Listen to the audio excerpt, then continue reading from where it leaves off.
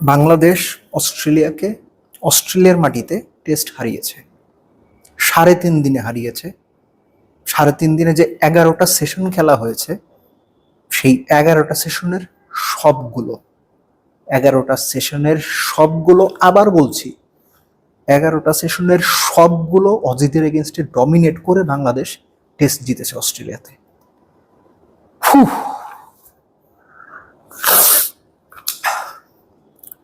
বাস্তবতা কল্পনাকে হার মানায়। বাংলাদেশ ক্রিকেটের প্রেক্ষাপটে এই অস্ট্রেলিয়া দলের বিপক্ষে এই বাংলাদেশ দল এভাবে টেস্ট জিতবে, এটা না সত্যিকার অর্থে, আক্ষরিক অর্থে কল্পনাকে হার মানিয়ে দিয়েছে, স্বপ্নকে হার মানিয়ে দিয়েছে, দূরতম স্বপ্নকে, সুন্দরতম স্বপ্নকে বাস্তব করে দিয়েছে। দুর্দান্ত, অসাধারণ, আউটস্ট্যান্ডিং, ব্রিলিয়ান্ট, মার্ভেলাস। বিশ্বাস করেন, কোনো বিশেষণ দিয়ে বাংলাদেশের এই পারফরমেন্সকে আপনি ডিসক্রাইব করতে পারবেন না। একটা ভাবে পারবেন, নিজের ভেতরে ফিল করেন। আপনি কি ফিল করছেন? আপনি যেটা ফিল করছেন বাংলাদেশের এই জয়ের জন্য, ওইটাই এই জয়ের সর্বশ্রেষ্ঠ বিশেষণ। আরো কোনো বিশেষণ শোনার দরকার নাই, জাস্ট নিজের ভেতরে শোনেন।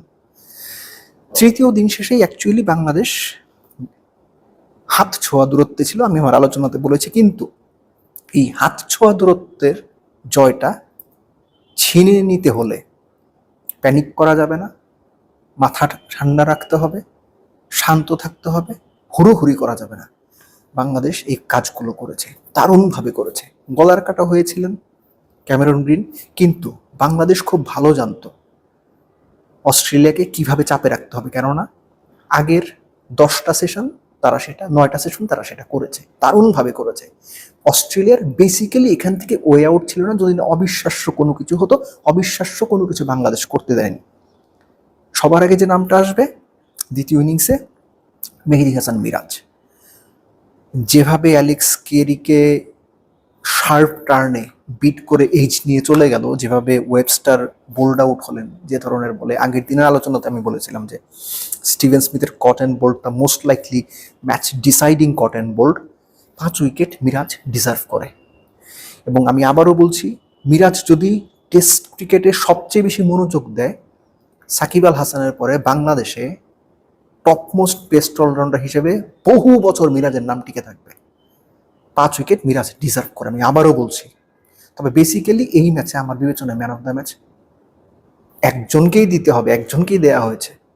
3 জন, অফকোর্স মেহেদী হাসান মিরাজ, তানজিদ তামিম এবং হাসান মাহমুদ। 9 উইকেট পেয়েছেন পুরো ম্যাচে। হাসান মাহমুদ টোনটাই সেট করে দিয়েছিলেন। তার ওই 6 উইকেট না দিলে, 198তে অস্ট্রেলিয়া অল আউট না হয়ে ভ্যাবাচাকা খেয়ে না গেলে, কিংবা মেন্টালি ভেঙে না পড়লে অন্যরকম অনেক কিছুই হতে পারত। এনিওয়েজ, বাংলাদেশ এই জয়টা ডিজার্ভ করে। এই জয়টা সম্মান ছিনিয়ে নেওয়া জয়। এই জয়টা বিশ্ব ক্রিকেটে বার্তা দেওয়া একটা জয়। এই জয়টা মনে করিয়ে দিল কি কারণে বাংলাদেশ গত 3.5 বছরে মোটামুটি ডজনখানেক টেস্ট জিতল। সো বাংলাদেশ টেস্ট দলটা যে আস্তে আস্তে ভালো হয়ে যায়নি। দ্বিতীয় টেস্টে বাংলাদেশ খুব খারাপ খেলে হারতে পারে, কিন্তু এই দলটা যে টেস্টের জন্য একটা বেটার প্রসপেক্ট হয়ে উঠছে।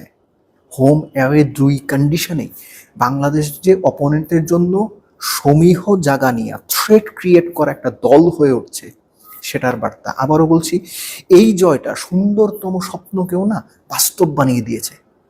এবং এই জয়টা বাংলাদেশ ক্রিকেটের টেস্ট হিস্ট্রির, এমনকি বাংলাদেশ যে প্রথম বিশ্বকাপ ম্যাচ জিতল, প্রথম বিশ্বকাপে খেলার সুযোগ পেল, সে সব কিছু ছাপিয়েও এটাকেই হয়তো অনেকে বাংলাদেশের এখনো পর্যন্ত ক্রিকেট ইতিহাসের সবচেয়ে গুরুত্বপূর্ণ বা বেস্ট এভার উইন বলবেন বলেই আমার মনে হয়। আপনি কি মনে করছেন সেটা সম্পূর্ণ আপনার ভেতরে। ওই যে আপনি নিজে কি ফিল করছেন সেটা নিজেকে জিজ্ঞেস করেন। আপনি যেটা ফিল করছেন সেটাই এই ম্যাচের বাংলাদেশের অস্ট্রেলিয়ার মাটিতে অস্ট্রেলিয়াকে হারানোর বাস্তবতা। Salute team Tigers.